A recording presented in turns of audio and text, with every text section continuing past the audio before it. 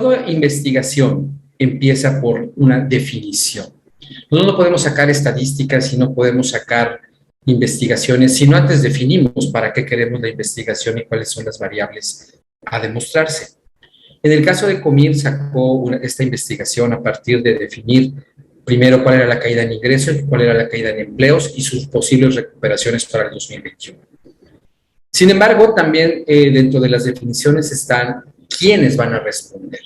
Y aquí podemos empezar a hacer un orden matricial. Los economistas usamos siempre mucho una álgebra lineal y son matrices las que se construyen para poder sacar la investigación.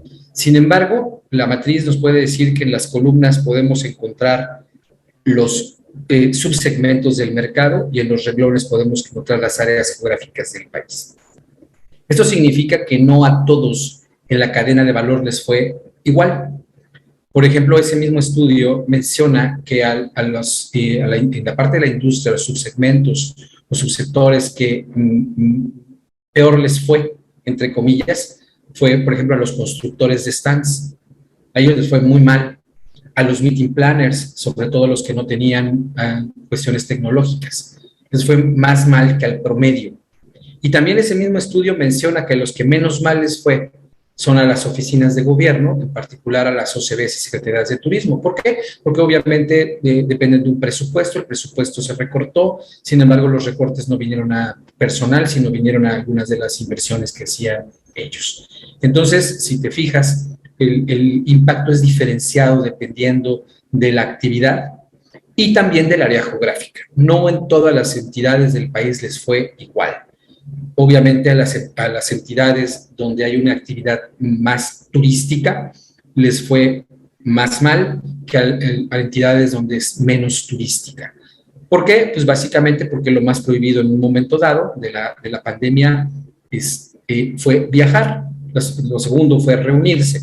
Entonces, si no puedo viajar, bueno, al menos puedo hacer reuniones o hacer algunas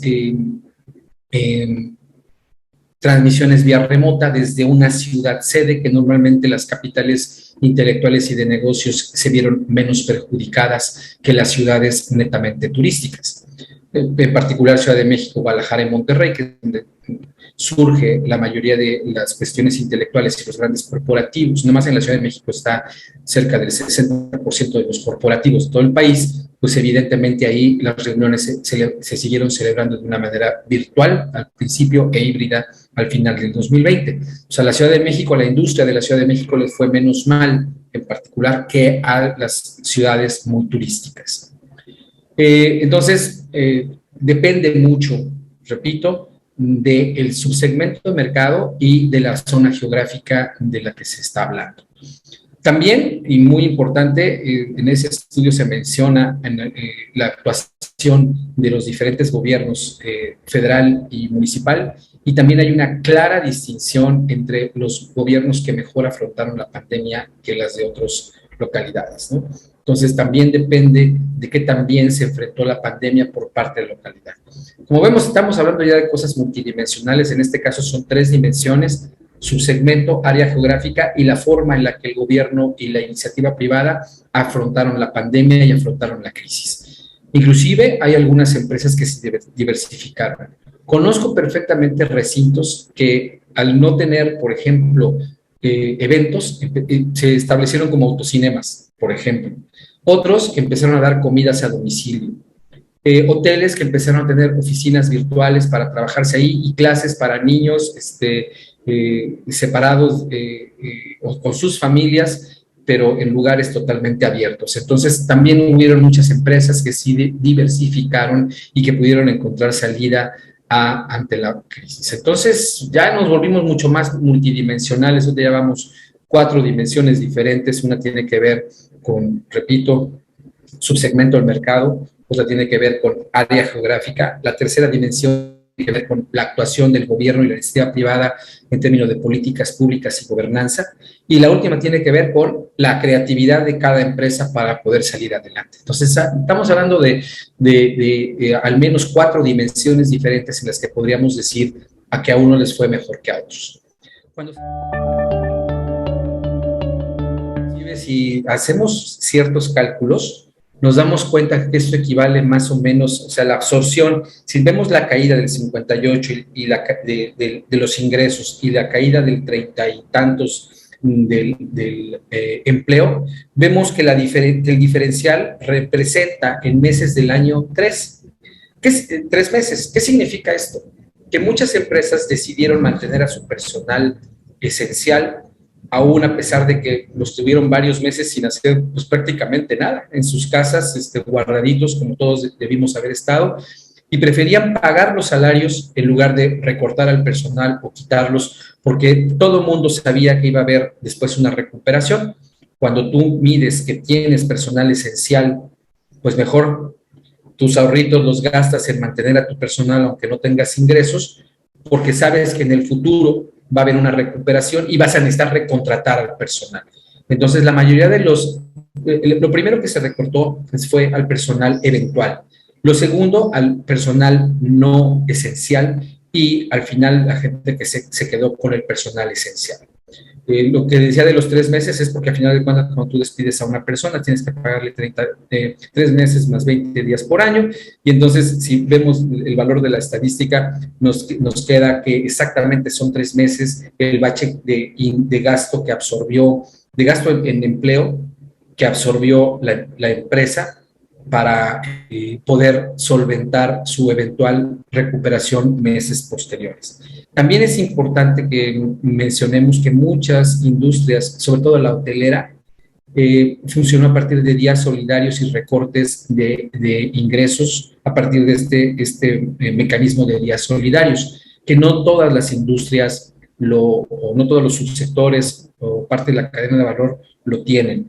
En la hotelería es muy común, es un entendimiento que logran los colaboradores con las empresas cuando hay cierto tipo de eventualidades, como en este caso la pandemia o en el otro caso H1N1.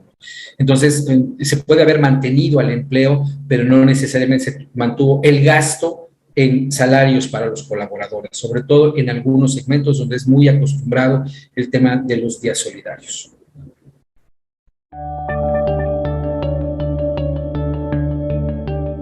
Muy malo, sobre todo el gobierno federal. La actitud del gobierno federal fue prácticamente nula alrededor de la industria de reuniones. O sea, no me acuerdo que hayan hecho algo. Inclusive dentro del manual de COVID, el apartado que venía para la industria de reuniones estuvo vacío por muchos meses, inclusive ya hasta le perdí la pista, la verdad, le perdimos el interés por completo, porque nos empezamos a dar cuenta que era más fácil resolverlo a nivel estatal e inclusive municipal que resolverlo con el gobierno federal. El gobierno federal hizo caso omiso absolutamente al problema de la industria de reuniones durante COVID.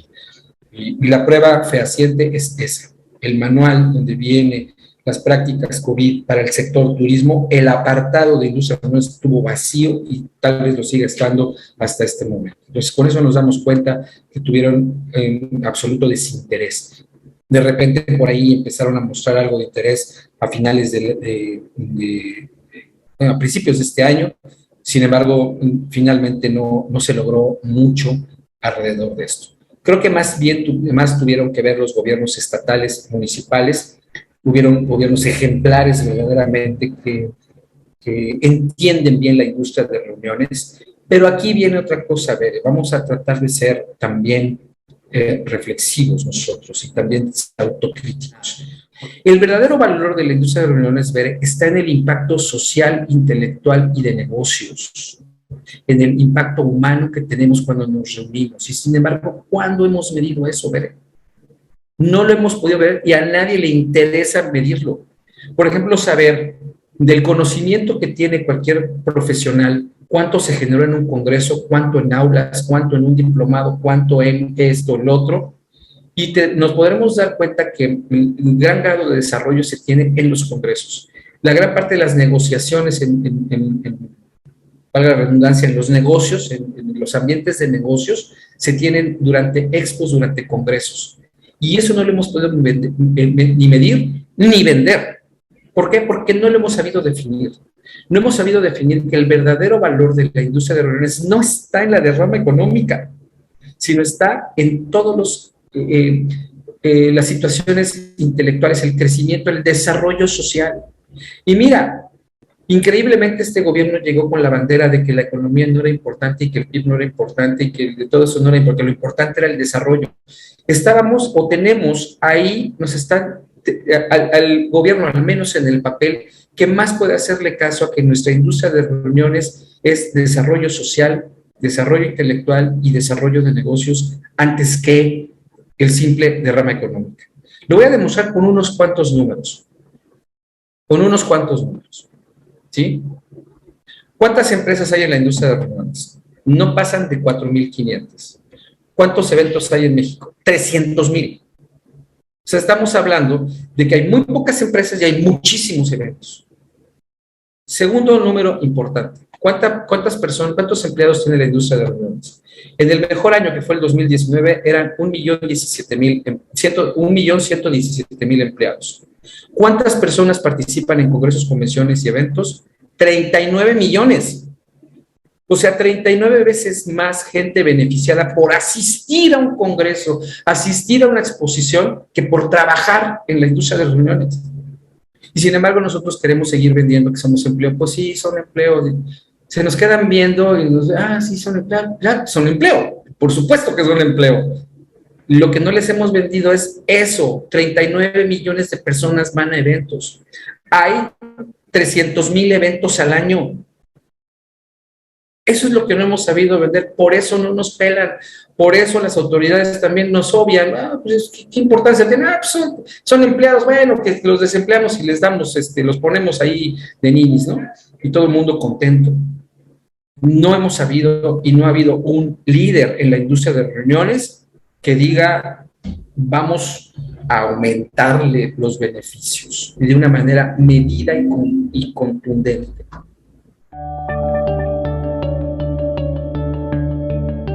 Pues sería catastrófico, verdaderamente catastrófico, porque en efecto, muchos de nosotros sobrevivimos al impacto económico que deja tras de sí la pandemia y también la política económica en México. Porque no podemos, sí lo podemos separar. La política económica en México venía mal antes de COVID y sigue mal después de COVID. Ojalá que no volvamos a caer en un cierre, no lo creo porque el mismo gobierno no está dispuesto, porque sabe que esto sí sería un golpe muy duro a la economía del gobierno y a la economía nacional, y creo que están, acabo de ver unas declaraciones del señor presidente, donde minimizaba Omicron. Yo no lo voy a minimizar, nada más te digo que no lo conozco, pero él lo minimizaba y decía que no pasa nada, igual que cuando empezó la pandemia, y ojalá que ahora sí sea cierto que no pasa nada con la variante Omicron.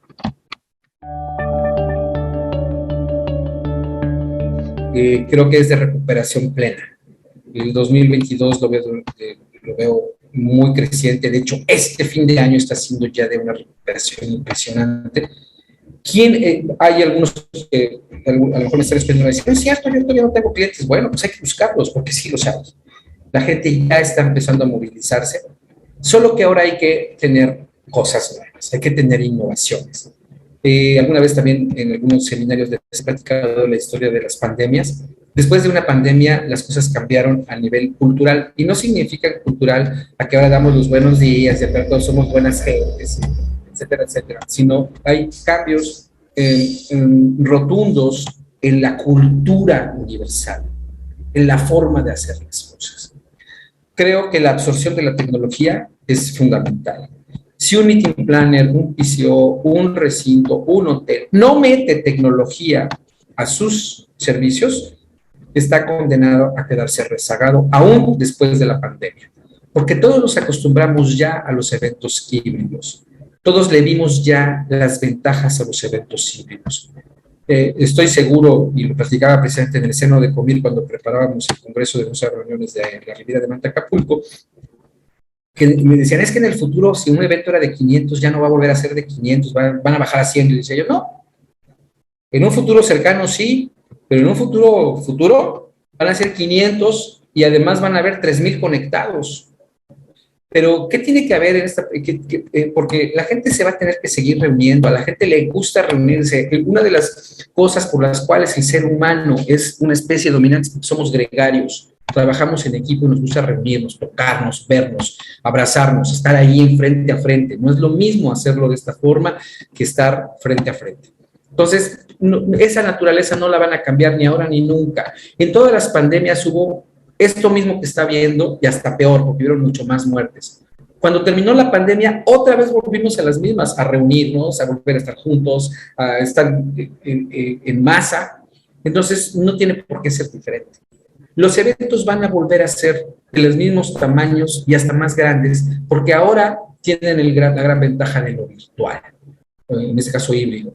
Si tú eres una empresa, o yo soy una empresa, un meeting planner, que no estoy metido con la tecnología, obviamente las empresas no me van a contratar porque no tengo esas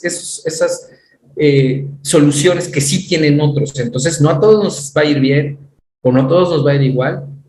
Entonces, tenemos que entender cuáles son los cambios que llegaron para quedarse. Alimentación es otro cambio importante. Si queremos seguir dando banquetes como si fueran de boda en un congreso, estamos equivocados. Hoy tenemos que dar banquetes balanceados, donde le pongamos mucho más atención a lo nutrimental que a la presentación y las porciones. Eso es lo que viene, mucho crecimiento, pero no para todos. Viene crecimiento para los que sí entendieron la pandemia, sí están entendiendo los cambios culturales y sí están adaptando e invirtiendo apropiadamente en saldar esos temas, esas innovaciones.